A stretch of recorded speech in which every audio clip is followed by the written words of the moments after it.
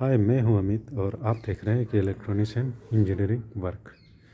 तो आज मेरी वीडियो एक जनरेटर के ऊपर होने वाली है, जिसमें एक डिवाइस के ऊपर इंजन सेफ्टी यूनिट ESU के बारे में हम जानेंगे। ये क्या काम करता है, क्यों लगा हुआ है और इसका मेन रोल क्या है।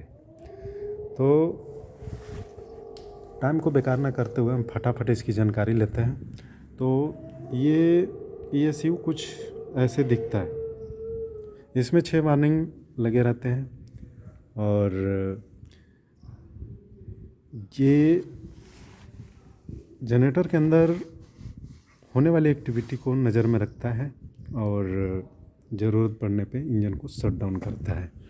तो इस पे पहले लिखा है इंजन सेफ्टी यूनिट, यानी आप समझ गए होंगे कि इंजन की सेफ्टी प्रोवाइड करता है। तो अब जैसे फटाफट हम बताते हैं। इसमें फर्स्ट वाला जो है फ्यूज फेल के लिए, इसको बताएंगे हम फ्यूज कहाँ लगा हुआ है। दूसरा है चार्जिंग, तीसरा है एक्सिलरी ट्रिप। चार्जिंग तो आपको सबको पता है कि अल्टरनेटर नॉट वर्क हो जाएगा तो हमें सिग्नल मिल जाएगा। और एक्सिलरी ट्रिप मैं बता रहा हूँ इसके बारे में। एक्सिलरी ट्रिप जनरेटर के अंदर आपने एक ऐसा देखा होगा स्विच, जिसको बोलता है इमरजेंसी स्टॉप स्विच। इंजन को इमरजेंसी में स्टॉप करने के लिए स्विच है लगा हुआ है। तो जब आप उसको ऑन करते हैं तो यहाँ पे सिग्नल मिलता है। तीसरा है लो लुब्रिकेशन ऑयल प्रेशर। अगर इंजन ऑयल आपका लो प्रेशर हो जाता है तो यहाँ पे सिग्नल आता है। ये है हाई टेम्परेचर, ये है वी बेल्ट, यानी बेल्ट अगर आपका टूट जाता है, फेल हो जाता है, तभी भी आपको सिग्नल मिलता है। अब हम एक बात आपसे बताना चाहते हैं कि अगर इन 6 सिग्नल में कोई भी सिग्नल इंजन स्टार्ट कंडीशन में आ जाता है तो इसका काम है एक ही सिग्नल देना, इंजन स्टॉप सोलोनाइट को सप्लाई देना। ठीक है, अब हम इसके पीछे साइड में देखेंगे कि कैसा दिखता है, क्या है। फटाफट पैनल को हम ओपन करते हैं और इसके पीछे आ जाते हैं और बैक साइड में आपको कुछ ऐसे डायग्राम दिखेगा। तो हम फटाफट इसको बता देते हैं और इसके पीछे कुछ ऐसा लुक आएगा।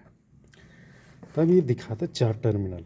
सबसे नीचे कॉर्नर पे यहाँ बैटरी की पॉजिटिव सप्लाई, ये दोनों फ्यूज जो हम बता रहे थे, फ्यूज फेल, फर्स्ट LED, ये अगर फ्यूज फेल होता है तो आपको वहाँ पे सिग्नल मिलती है।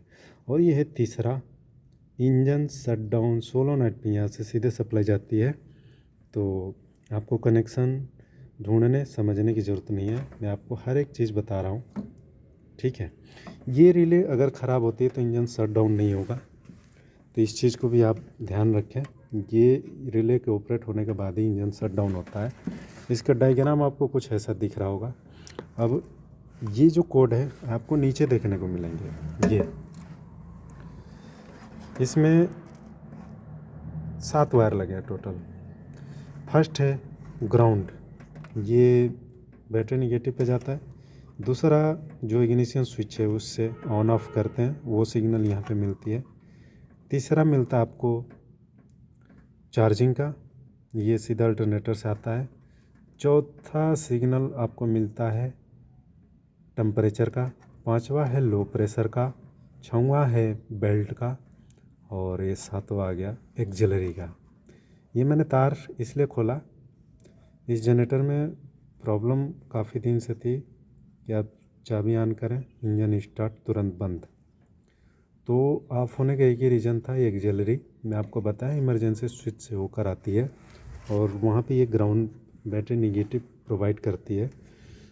तो मैं ये क्या करता था, इमरजेंसी स्विच ख़राब हो गया था और डायरेक्ट इस पर निगेटिव आती थी, जिसकी वजह से इंजन शट डाउन तुरंत ही हो जाता था। तो इसमें 2 वायर आपको छोड़ के बाकी अगर किसी में भी अर्थ आती है तो इंजन शट डाउन के लिए आप तैयार हो जाओ, इंजन शट डाउन होना ही होना है।